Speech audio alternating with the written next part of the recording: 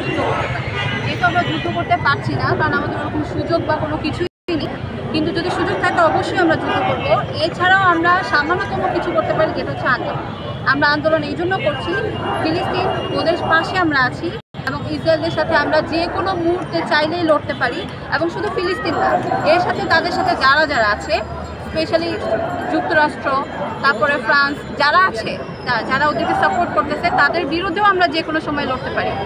আমাদের মধ্যে আমাদের মুসলিম বিশ্বে আমরা যতজন মুসলিম মানুষ আছি এবং ছাড়াও নির্দেশের আমরা সবাই ফিলিস্তিনের সাথে আছি এবং আমরা এক হলে আমাদের সাথে কেউই পারবে না। তো অবশ্যই সুযোগ হলে আমরা যুদ্ধ করব।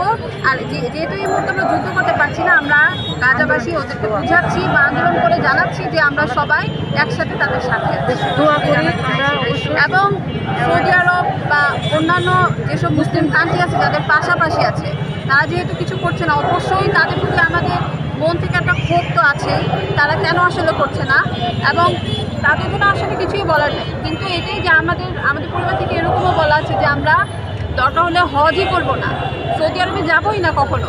কারণ যেহেতু সৌদি আরব এরকম কাজ করতেছে, আমরা অবশ্যই তাদের কাছে সব থেকে বড় হাই এক্সপেকটেশন রাখি যে তারা কেন ওদের পাশে দাঁড়াচ্ছে না। কারণ তাদের আমাদের থেকেও বেশি শক্তি আছে তাদের সাথে প্রতিবাদ করার জন্য, যেহেতু তারা করছে না।